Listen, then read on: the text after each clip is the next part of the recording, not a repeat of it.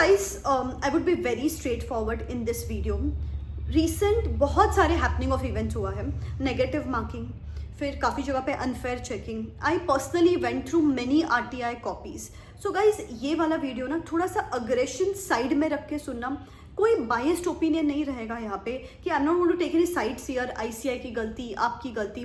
Shocking facts और brutal facts बताऊंगी मैं आपको, सो दैट काफ़ी सारी चीज़ें इंसाइटफुल लगे एंड काफ़ी सारी चीज़ों पे we need to raise some voice regarding some things which are happening. So please शांत होके मुझे एंड तक सुनना. एंड हाँ, ऐसे ही काफ़ी सारे videos to help you in this journey of yours channel पे आते रहेंगे. सब्सक्राइब करके रखना, बेल आइकॉन हिट करके रखना. चलो शुरू करते हैं. ओके, तो सबसे पहले we are going to go through this CA final AFM paper. ध्यान से देखना. अब ये स्टूडेंट का आंसर शीट है. अभी आप देख सकते हो इस पर्टिकुलर क्वेश्चन में ना ये एनएवी कैलकुलेशन था जिसमें स्टूडेंट को सिर्फ 1 मार्क मिला है. Now student said to me, ma'am मेरा ना सिर्फ अंडरराइटिंग कमीशन के एडजस्टमेंट में प्रॉब्लम है, फिर भी मुझे 6 मार्क में से सिर्फ 1 मार्क मिला है, ऐसा क्यों हुआ?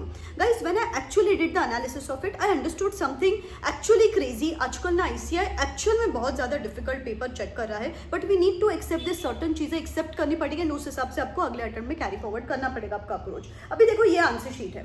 अभी इसके साथ साथ मैं आपको ना सजेस्टेड आंसर बताती हूँ. Just a second. हाँ, this is a suggested answer. अभी आप देखोगे opening cash balance, management expenses, closing balance, ये आईसीआई का वर्किंग नोट है.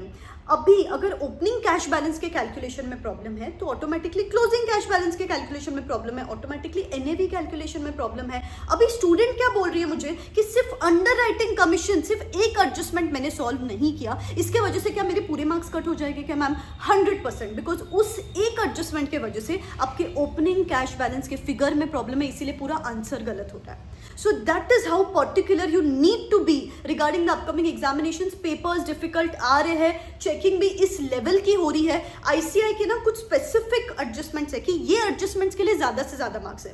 जैसे कि ये पर्टिकुलर क्वेश्चन में कुछ एक कैपिटल गेन डिस्ट्रीब्यूशन का कैलकुलेशन एंड अंडरराइटिंग कमीशन का कैलकुलेशन को ज्यादा मार्क्स थे, एंड अगर आपने वही बराबर नहीं किया तो फिर मार्क्स ऑटोमेटिकली डिडक्ट हो जाते हैं. तो प्लीज बेटा be very careful, be very conscious. अभी ना सिर्फ लेक्चर मत देखो, जितना ज्यादा हो सके प्रैक्टिस करो सो दैट ऐसी गलती आपके एग्जाम में अवॉइड हो जाए. अभी नेक्स्ट पेपर देखो, ये लॉ का पेपर है.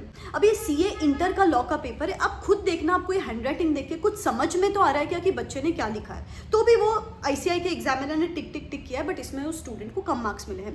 क्यों कम मार्क्स मिले? 2 रीजन है. एक तो प्रेजेंटेशन बहुत ही गंदा है यार, कुछ लेजिबल हैंडराइटिंग लिखनी चाहिए अपने को. इसके साथ साथ यहाँ पे येस नो में आंसर्स पूछे गए हैं, इसका रीजनिंग बराबर नहीं दिया है. बेटा सिर्फ येस या no, we are not a foundation students या 11-12 स्टैंडर्ड स्टूडेंट्स. सिर्फ येस या नो लिख के काम नहीं चलेगा, आपको यहाँ पे प्रॉपर्ली रीजनिंग देना पड़ेगा, नहीं तो फिर मार्क्स नहीं मिलेंगे. डोंट इवन एक्सपेक्ट कि आपको सीए के एग्जामिनेशंस में मार्क्स मिलेंगे. भी ऐसी गलतियां ना हो, इसीलिए मेरा ना लास्ट मंथ वर्कशॉप अभी जल्द बिगिन होने वाला है from the 24th for CA final students, 25th for CA intermediate students. मुझे पता है आपको लगेगा मैम बीच में ही मार्केटिंग क्यों कर रहे हैं. गाइड सी, ये मेरे लिए नहीं चल रहा है. ये वर्कशॉप सिर्फ 1599 रुपीज में अवेलेबल है. आप खुद ना थोड़ा सा हिसाब लगाओ. लास्ट मंथ मेंटोरशिप, इसके साथ साथ मैं यहाँ पे डिटेल टेस्ट सीरीज देने वाली हूँ, हर सब्जेक्ट के 7 टेस्ट जिसको इवेल्युएट करके दूंगी सो दैट ऐसी गलतियां ना हो आपकी एग्जामिनेशंस में जाके. मैं पर्सनली लाइव आऊंगी यार हर 2 से 3 दिन में. ऐसा नहीं है कि मैंने किसी मेंटोर को बिठाया हुआ है यहाँ पे. मैं बूस्टेड ऑडियो नोट्स भेजूंगी आपको so that you stay boosted and on track. ऐसे स्पेसिफिक सेशंस में खुद क्यूरेट करती हूँ, खुद लेती हूँ, सो दैट ये जो डिफिकल्ट लेवल है आईसीआई का, इसको आप कोप अप कर सको.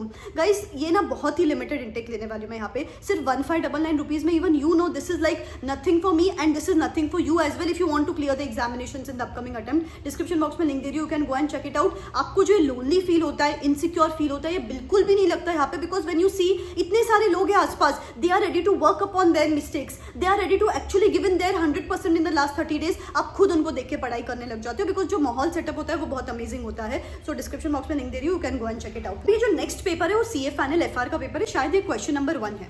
अभी स्टूडेंट ने मुझे क्या बोला, मैम मेरा सब सही है, मैंने इतनी सारी चीजें लिखी, सिर्फ मेरे 2 एडजस्टमेंट में प्रॉब्लम है, रिटेन अर्निंग्स और नॉन कॉम्प्रिहेंसिव इनकम में मेरे फिगर्स बराबर नहीं है. बेटा जैसे मैंने एएफएम का आपको बताया, ये 2 फिगर्स ही सबसे ज्यादा इंपॉर्टेंट थे, इसीलिए आपको यहाँ पे 7.5 मार्क्स मिले. तो बेटा ऐसा मत समझो कि हर स्टेप के लिए इक्वल मार्क्स होते हैं. काफी सारे एडजस्टमेंट्स ऐसे होते हैं जिनको ज्यादा मार्क्स एलोकेटेड होते हैं आईसीआई के साइड से. अगर आपने इन चीजों पे काम कर लिया, ऑटोमेटिकली आपके मार्क्स बढ़ जाएंगे अपकमिंग अटेम्प्ट में. नेक्स्ट पेपर ना बहुत इंटरेस्टिंग है, सीए फाइनल का ऑडिट का पेपर है. यहाँ पे पूछा था ऑडिट ओपिनियन बताना, उसके बेसिस पे आपको एक ऑडिट रिपोर्ट ड्राफ्ट करना है, एंड वो basis basis of that audit opinion आपको बताना है। अभी स्टूडेंट ने मुझे क्या बोला कि मैम मेरा ऑडिट ओपिनियन सही है, फिर भी मुझे सिर्फ 1 मार्क मिला है, बिकॉज बेटा ऑडिट ओपिनियन के लिए उतने ही मार्क्स अलोकेटेड है, ज़्यादा marks of the answer are allocated to actually draft the audit report, या तो फिर बेसिस क्या है आपके ऑडिट ओपिनियन का वो बताने के लिए तो मार्क्स अलोकेटेड है ना, वो अगर आप यहाँ पे देखोगे तो that is not rightly return. ये अगर आप देखोगे ना, इसका लैंग्वेज अगर आप स्क्रीन पे आप देख सकते हो यहाँ पे,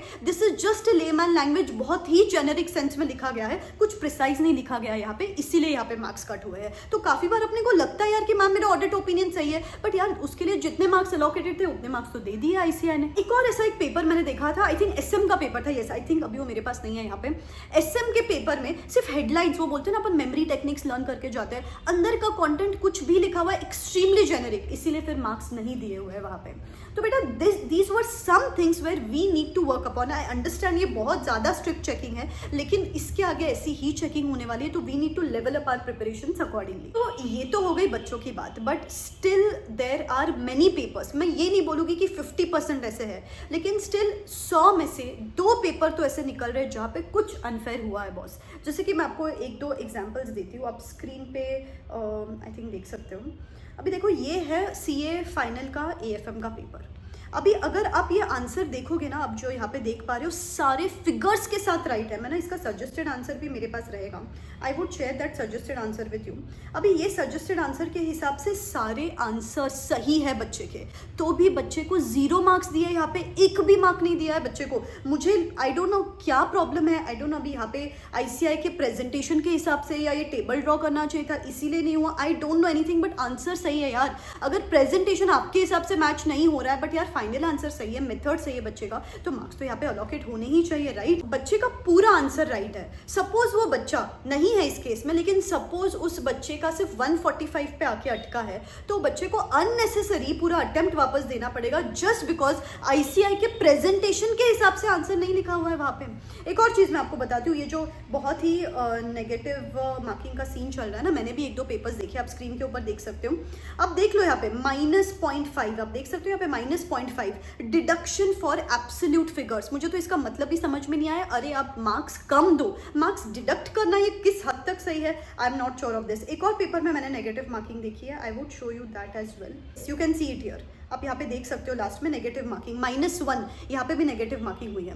तो यार जहाँ तक आप मार्क्स 0 दे रहे हो, कम दे रहे हो, वहाँ तक समझ में आ रही है चीज़ें, लेकिन यार अगर आप टोटली -1 कर दोगे, -0.5 कर दोगे, और वो बच्चा अगर 39 मार्क्स के वजह से उसका वो पेपर रह रहा है, तो वो किस हद तक सही है। सो आई थिंक ये काफ़ी सारी चीज़ें अनफेयर हो रही है, नेगेटिव मार्किंग रिलेटेड। पूरा आंसर सही आपके प्रेजेंटेशन के हिसाब से नहीं है तो मार्क्स नहीं देना। एक स्टूडेंट का मैंने देखा कि सजेस्टेड आंसर्स के हिसाब से आंसर मैच नहीं हो रहा है, लेकिन यार आपके सजेस्टेड आंसर में बहुत लेंथी आंसर्स होते हैं, बच्चों के पास टाइम नहीं होता कि वो हर पॉइंट लिखे। अगर मीनिंग मैच हो रहा है तो भी मार्क्स देने चाहिए। तो please ICAI, it's my humble request to you, please consider these points because we believe in you. We have our dreams at stake. We have our parents' dream at stake.